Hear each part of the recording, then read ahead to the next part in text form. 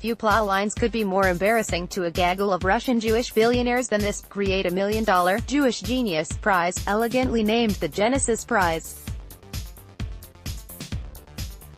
Awarded to an A-list movie idol like Natalie Portman. Then find out that she's boycotting the award ceremony in Jerusalem as a headline-grabbing protest of Israeli politics, and, to top it off, the prize will still go mainly to the liberal charities she recommended. As embarrassing as that sounds, it probably won't be the worst thing that happens this year to the three Russian billionaires behind the prize: Mikhail Friedman, Petr Avian and German Kahn. Kremlin-linked oligarchs with a prodigious record of Jewish philanthropy, their names have lately been popping up repeatedly in strange, disparate, Where's Waldo style corners of the Trump-Russia affair. The secret Jewish history of Donald Trump Jr.'s Russia scandal. J.J. Goldberg, July 11, 2017. As yet, the sightings are too scattered and random to suggest a coherent narrative, but too numerous to be ignored. Given what surfaced so far, it seems likely that Special Counsel Robert Mueller will get around to the founders of the Genesis Prize, perhaps sooner rather than later, with some queries a tad more awkward than merely explaining Portman's exodus from their Genesis. Citing number 1, Alpha in the Steele dossier. The philanthropic trio's business partnership, Alpha Group, a sprawling oil banking telecommunications retail conglomerate, has its own special chapter in the infamous Steele dossier. More precisely, one of the 17 memos that make up the dossier is a description of a semi-advisor-bagman relationship allegedly maintained by Friedman, Kahn and Avian with Russian President Vladimir Putin, along with an intriguing hint that Friedman has become a key advisor to Putin on American affairs. Strangely, the Alpha memo is the only one of the 17 in the dossier that has no visible connection to the Trump campaign. The other 16 memos add up to a rough sort of narrative of alleged Trump-Russia interactions. The Alpha memo, number 12 in the series, sticks out like a sore thumb. And the dossier's author, the respected British ex-spy Christopher Steele, saw fit to include it with the rest. While his reasons remain obscure, it's safe to assume that he had reasons.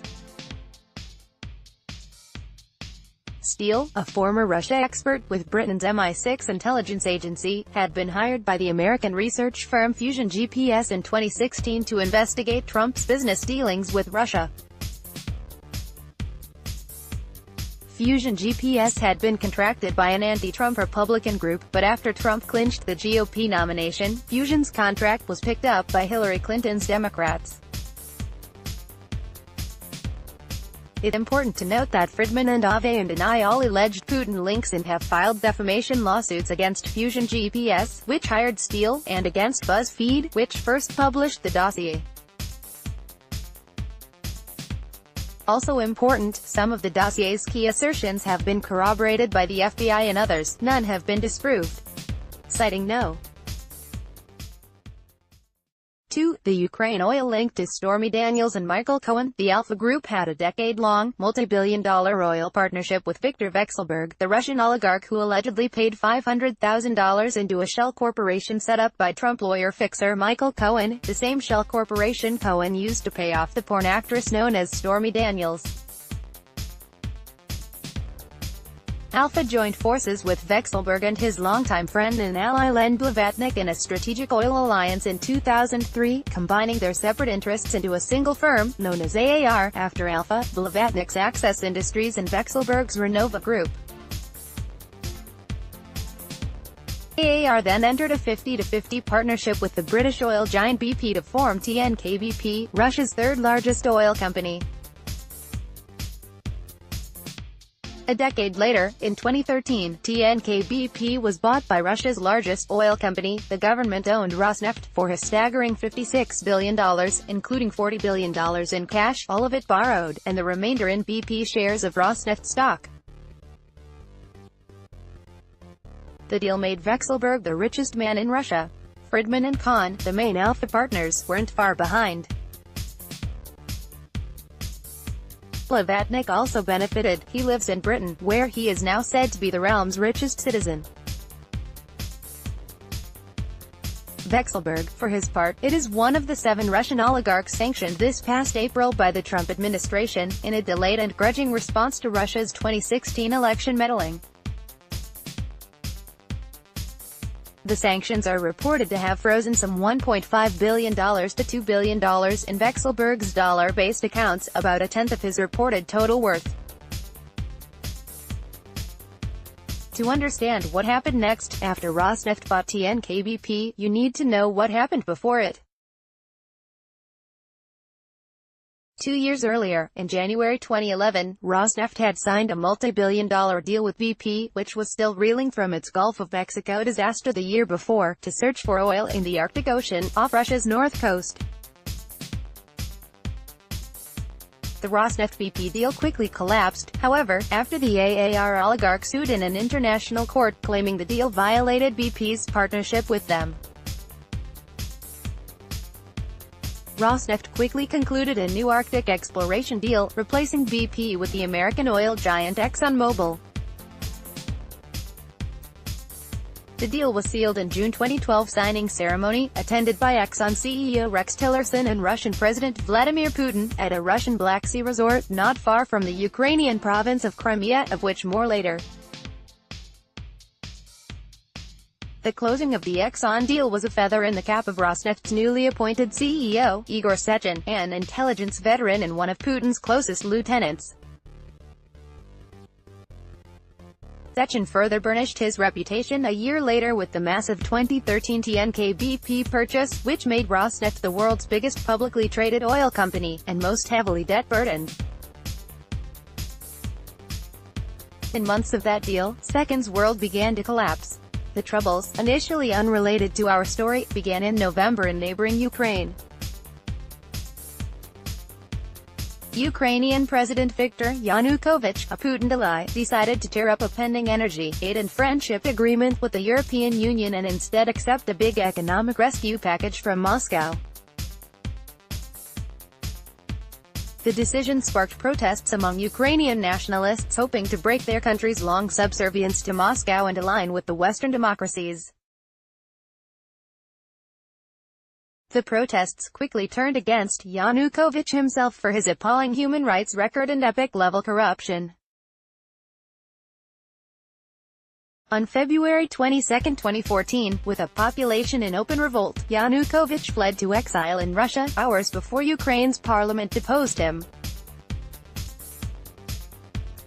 Putin, fearful of losing Ukraine, promptly moved troops to the border, alongside Ukraine's Russian-speaking eastern provinces. He also began steps to take over and annex Crimea, a strategic Ukrainian region with a mostly ethnic Russian population.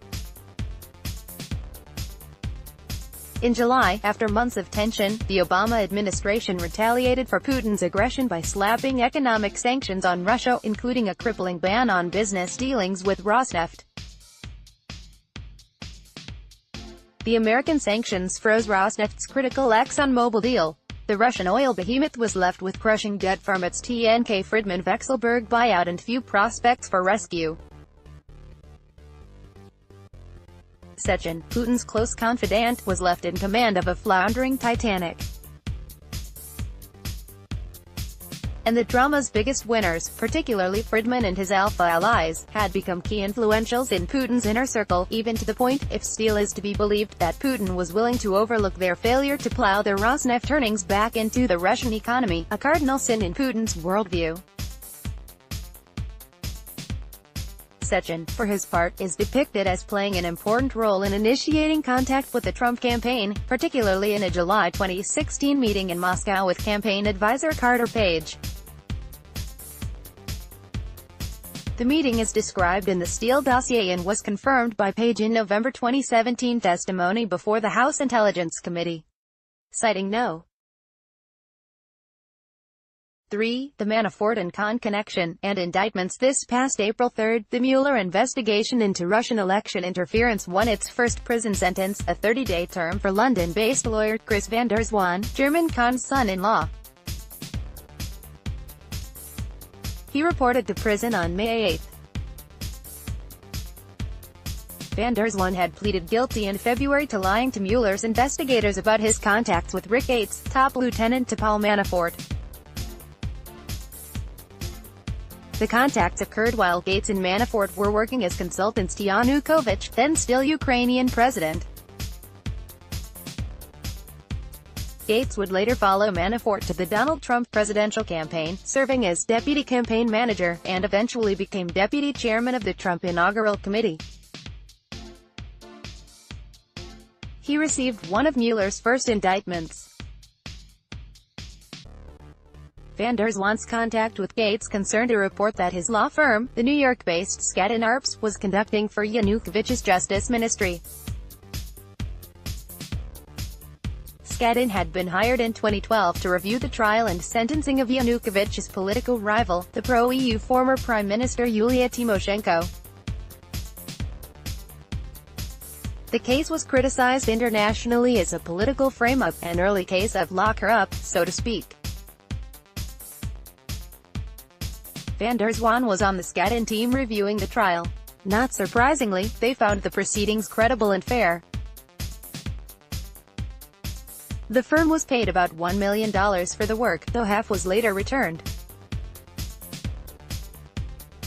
Manafort is suspected of funneling another $4 million from his offshore accounts to Skadden and other firms. The sum of the parts, what does all of this add up to? Like the Mueller probe itself, our oligarch sightings can be seen as a series of random, unrelated events, linked only by coincidence. Indeed, even Mueller's defenders have a hard time linking the various findings that surface, whether as rumor, press report or legal filing. The fog surrounding the case has spawned a cottage industry of theories as to what might connect the wildly disparate dots and explain the larger, underlying plot, if there is one. Among the most popular theories, a Russian bid for influence in a future Trump-led Washington, a quest for deals to end U.S. sanctions on Russia, or a grand strategy to undermine Western democracy. The theories are all plausible, and they don't necessarily exclude one another, though they mostly seem like a small return for the effort, resources and risk involved. There's another possible explanation for the Russian actions. It's one that accords with Russia's history and illustrates the urgency of the events. It's simply this: Putin is terrified of losing Ukraine. The neighboring state to Russia's south is not really a neighboring state. It's the birthplace of Russian identity. It's Russia's soft underbelly. It's Russia's access to warm water ports. For Ukraine to spurn Russia and join the Western alliance would be like Canada suddenly allying itself with Iran or North Korea. It's enough to remember America's six-decade nervous breakdown over tiny Cuba going communist.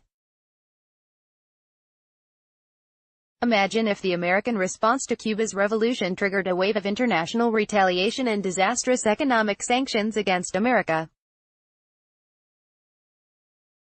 Not to put too fine a point on it, but the fight has particularly strong resonance for Jews. Ukraine has a special place in Jewish history and imagination. Ukraine was for centuries home to one of the world's largest and most creative Jewish communities.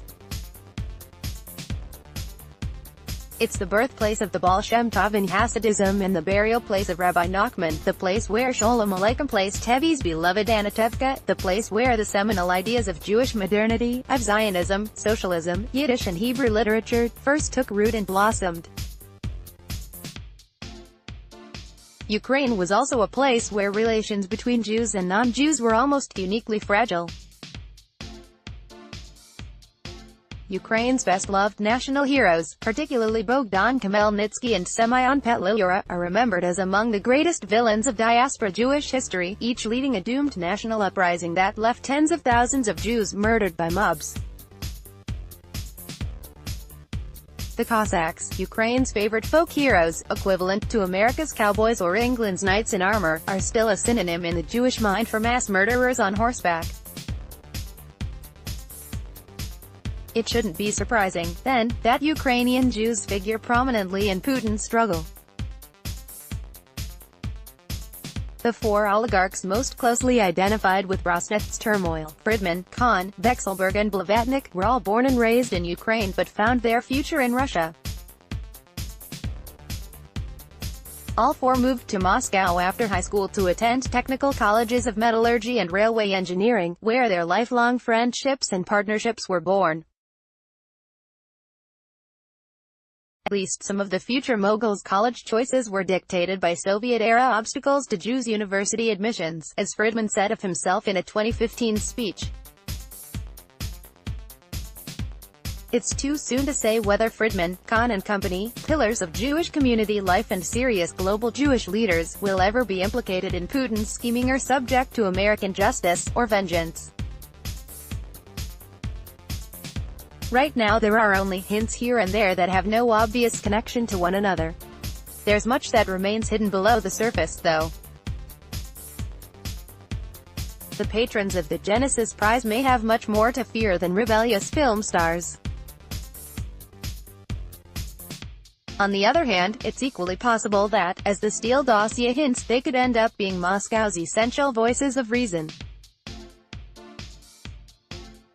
After all, the very first bit of evidence that Russia was influencing the 2016 campaign, and for months the only evidence, was the softening at Trump's behest of a platform plank urging military aid to pro-Western Ukrainians. At the time it seemed a laughably weak pretext for such a forceful national uproar. With what we know now, it shouldn't seem so weak, and we shouldn't be laughing. This is a struggle over Russia's stake in Ukraine's future. Americans have a serious fight on our hands. JJ Goldberg is editor-at-large of The Forward, where he served as editor-in-chief for 7 years, 2000 to 2007. Contact him at goldberg@forward.com or on Twitter at @JJ_Goldberg. The views and opinions expressed in this article are the author's own and do not necessarily reflect those of The Forward.